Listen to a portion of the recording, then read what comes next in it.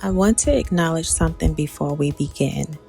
I know I cannot personally speak for every mom's experience, but I want this conversation to include every mother because every mom's story deserves compassion. The mom who is exhausted from working and raising children, to the mom who stays home and wonders if anyone sees how much she does, to the single mom carrying responsibilities she never imagined she would carry alone, to the mom walking through postpartum struggles, to the mom grieving the version of motherhood she thought she would have, the mom raising a child with special needs. Every mother's story looks different, but every mother deserves grace.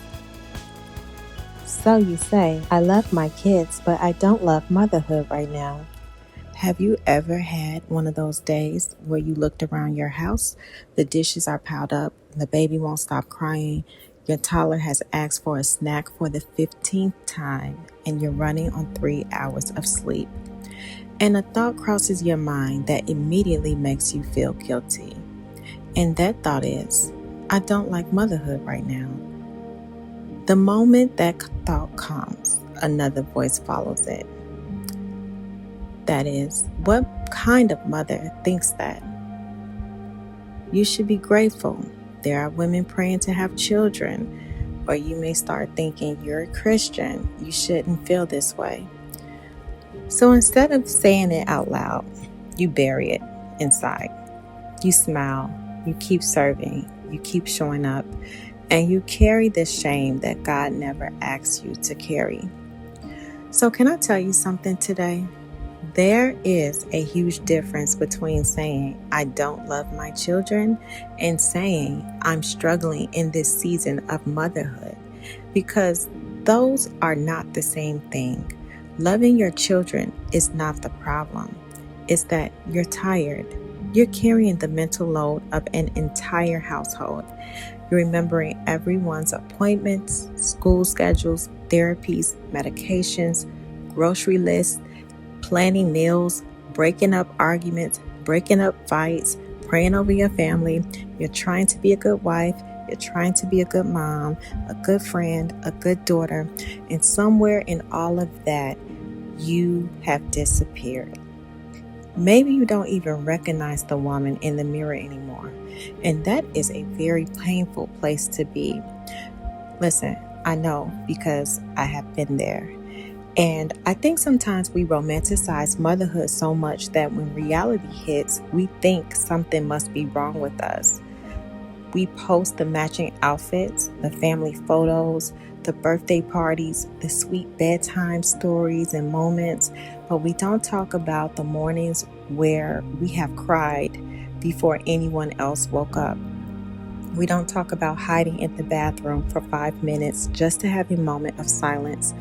We don't talk about feeling touched out because someone has needed something from our bodies or our minds all day long. We don't talk about feeling lonely in a house full of people. And because nobody talks about it, every mom thinks she's the only one going through it. And you're not. I want to take a moment to acknowledge something very important. Motherhood does not look the same for every woman. And I want to especially acknowledge the moms raising autistic children and children with special needs. I may not personally know your exact experience, but I want you to know that your story matters.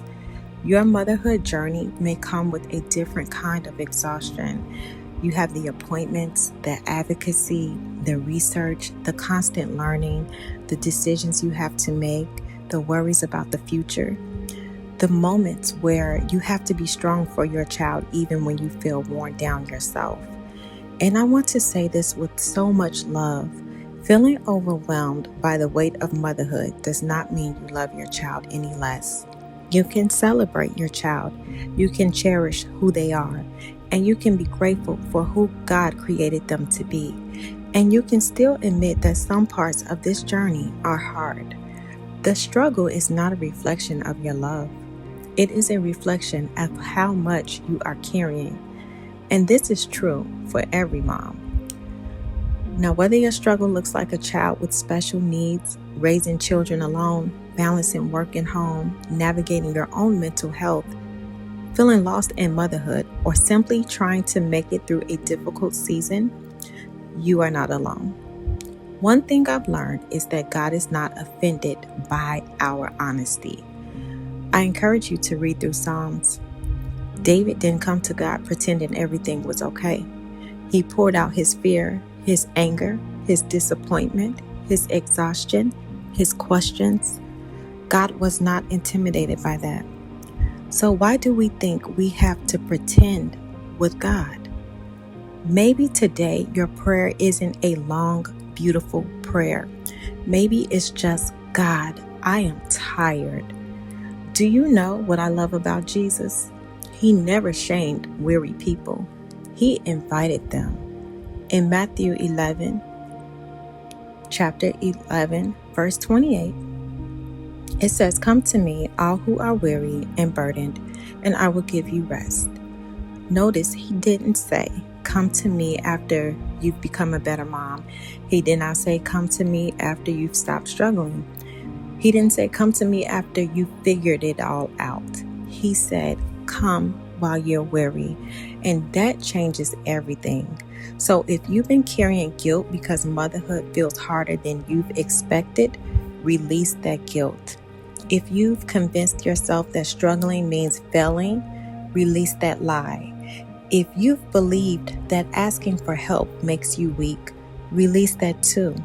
Because even Jesus accepted help. I know what you're thinking. How did Jesus need help when he's Jesus? But in Luke 23:26, it says, "As they led him away, they seized Simon from Cyrene and laid the cross on him and made him carry it behind Jesus."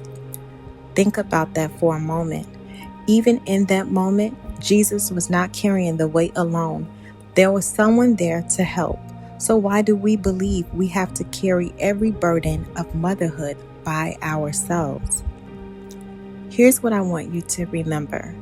A hard season does not mean you're a bad mother. Being overwhelmed doesn't mean you're ungrateful. Needing rest does not mean you're lazy. Crying doesn't mean you're weak. It means you're human. And being human is exactly why we need Jesus. Before I leave you today, I want to ask you one question.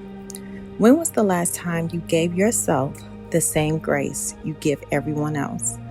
We are so quick to encourage another mom, but when it's us, we criticize ourselves, we compare ourselves, we condemn ourselves.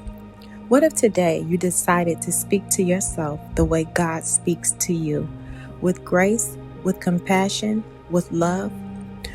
Mama, if nobody has told you today, let me be the first to tell you. You're doing better than you think. God sees every diaper you've changed, every tear you have wiped, every bedtime prayer you've whispered, every sacrifice no one noticed. He sees the moms sitting in waiting rooms, the moms making difficult decisions, the moms advocating for their children, the moms learning a new version of motherhood every single day. None of it is wasted. You may not like this season of motherhood right now, but this season is not your forever. So I encourage you to keep leaning on Jesus. Keep showing up one day at a time. And remember this, you don't have to be a perfect mom to be a faithful one. And you're not always going to like every moment of motherhood, and that is okay. But you are doing a fantastic job, and the season will get better. Seasons change. I'll see you in the next video.